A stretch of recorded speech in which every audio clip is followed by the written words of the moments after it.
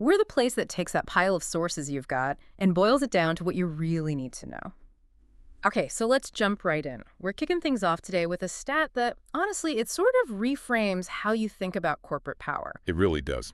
Our sources are pointing to the fact that roughly 50% of all publicly traded shares out there, they're controlled by passive index funds. 50%. I mean, just let that sink in for a moment. Half the market. Right. We tend to picture, active investors making these strategic calls in corporate elections.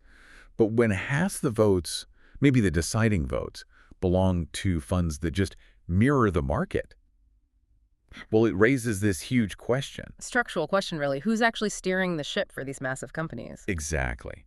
Because if this enormous block of shares is held passively, who's making the active decisions on the critical shareholder votes? The ones that elect the board members? Okay, massive pay packages, approve mergers, all that crucial stuff. You don't see the big index funds themselves getting into the weeds of every single proxy fight. And that's our mission for this deep dive. We're looking at the sources on how those votes get handled, this whole outsourcing mechanism. And importantly, the controversy around the power that ends up with the firms managing that outsourced voting power. There's definitely controversy there. Okay, so let's start by laying out this outsourced voting economy. We've got the scale 50%, half the market, massive. Undeniable. But the key question from the sources is why? Why do these huge funds outsource something as fundamental as their vote? What really boils down to their basic business model and, frankly, necessity. Okay. Passive funds, their job is to track an index. Right. Cheaply. They compete like mad on fees, keeping costs super low for investors. Right. Those low expense ratios are their main selling point. Precisely. And think about it. They own shares in maybe thousands of different companies. Every single one in the S&P 500, for example. Okay. So trying to manage the proxy voting for every single one of those. It's a huge operational lift, astronomically complex, incredibly expensive. It just doesn't fit the low-cost model. So efficiency wins out over direct governance in a way.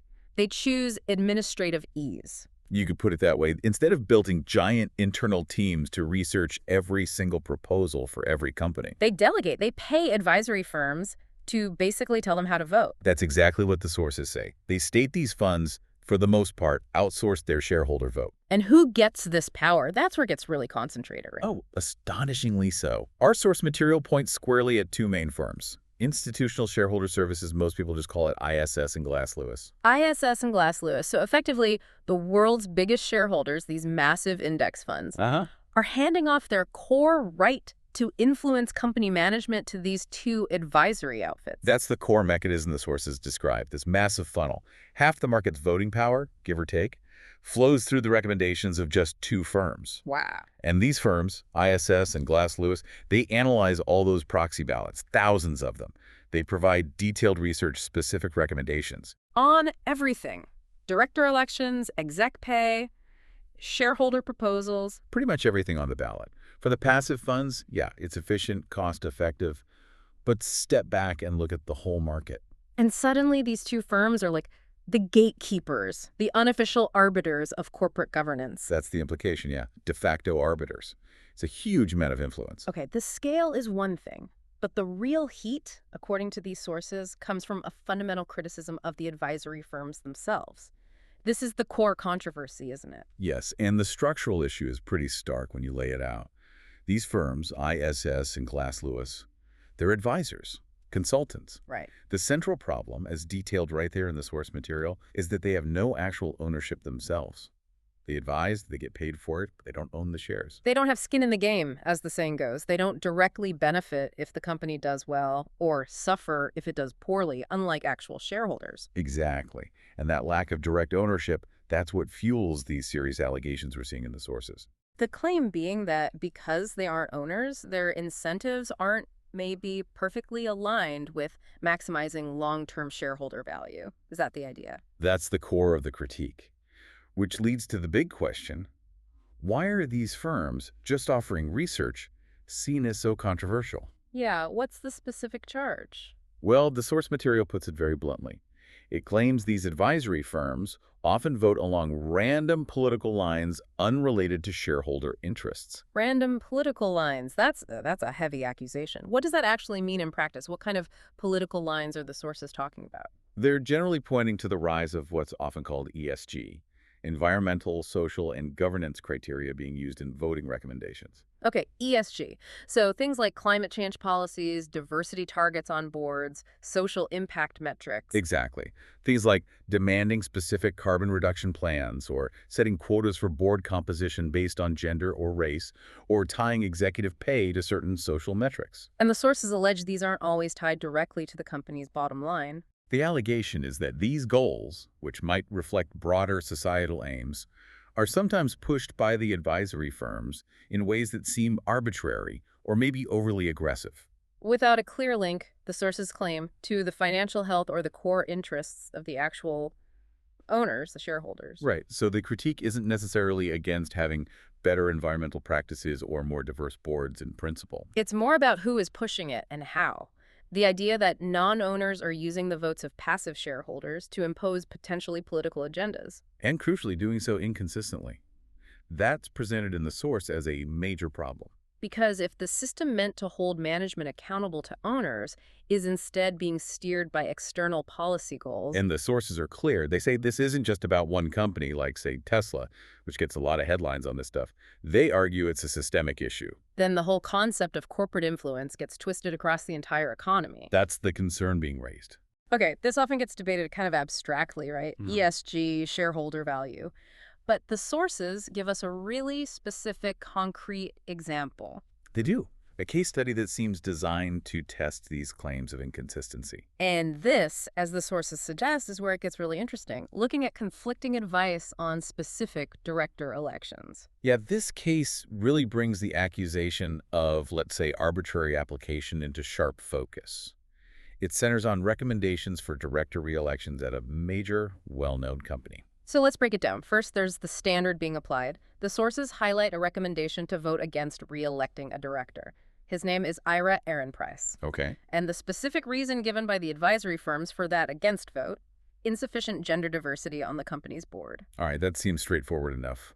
Diversity metrics are a big focus now. Right. If a board doesn't meet the advisory firm's specific targets, say, percentage of women directors, they might recommend voting against certain incumbent directors, often the chair of the nominating committee, to apply pressure. It's a clear mechanism. You don't meet our diversity standard, we target a director. Standard established. Seems clear. But, and this is the kicker the source material raises, at the exact same time, the advisors recommended voting against Ehrenpreis for insufficient gender diversity. The sources state they also recommended voting against re-electing Kathleen Wilson-Thompson. Kathleen Wilson-Thompson. Okay, and for context. Well, public information shows Kathleen Wilson-Thompson is a black woman. So wait, they recommended voting against Director A because the board needed more gender diversity. Correct. That was the stated reason for the against vote on Ehrenpreis. And simultaneously recommended voting against Director B, who is a woman of color, no less. That's the contradiction the source material flags so strongly. If the consistent policy goal was genuinely about boosting gender diversity on that board, then recommending against a qualified female director at the same time seems, well, completely counterproductive to that stated goal. it makes the application of the insufficient gender diversity rule look inconsistent, doesn't it? Applied to target Ehrenpreis, but then Wilson-Thompson is also targeted, seemingly undermining the very goal used to justify the first recommendation. This is precisely the kind of example the source uses to bolster its argument about arbitrary or contradictory recommendations. It suggests the decisions might be driven by something other than a consistent application of their stated governance policies. Or at least driven by factors that aren't transparent. It makes the process look less like a rigorous, objective application of an ESG metric. And it more like, well, the source implies picking targets based on reasons that aren't being clearly stated, maybe reasons unrelated to diversity at all in that specific instance. Exactly. And when those kinds of seemingly arbitrary or opaque decisions are guiding potentially half the votes in the market. It really shakes confidence in the whole system, doesn't it? It's not just some minor dispute at one company. It challenges the fundamental credibility of this outsourced proxy voting structure that holds so much sway. Okay, let's pull this all together. What does this mean for you, our listener, trying to understand how things really work? Let's recap the main points from the sources. Point 1. Passive index funds are dominant. They control about half of all publicly traded shares, just a massive amount of ownership. Point 2. The actual voting power for that huge chunk of shares isn't really wielded by the funds themselves. It's outsourced, primarily to just two advisory firms, ISS and Glass Lewis. Yep. And crucially, these firms aren't owners. Right. No skin in the game. And point 3, that leads to the big controversy. The allegation, backed by examples like the Aaron Price Wilson Thompson case, is that these non-owning advisors might be pushing votes based on, as the source puts it, random political lines, or at least inconsistent standards. And that whole setup fundamentally alters what we think of as corporate democracy or shareholder control. So if you own an index fund yourself, maybe in your retirement account, or even if you just follow business and finance. This dynamic is absolutely essential to understand. The direction, the leadership, the core values of the companies that make up our economy are being influenced heavily by these proxy advisors who don't have a direct financial stake. Which leaves us, and you, with a pretty provocative thought to chew on, building on this tension the sources reveal. Given that half the shares are voted passively, based on advice from non-owning third parties, what does shareholder interest truly mean anymore? Yeah, that's the question. If the votes are increasingly cast based on criteria that might prioritize external policy goals over, say, maximizing financial returns, how sustainable is that traditional link between voting and ownership value? Who really represents the owner when the vote is cast by someone else? That tension, ownership versus influence, financial versus other goals, that's the battleground where corporate power is going to be redefined in the years ahead. Definitely something to keep watching. That's all the time we have for this deep dive. Thanks for joining us. We'll hear you next time.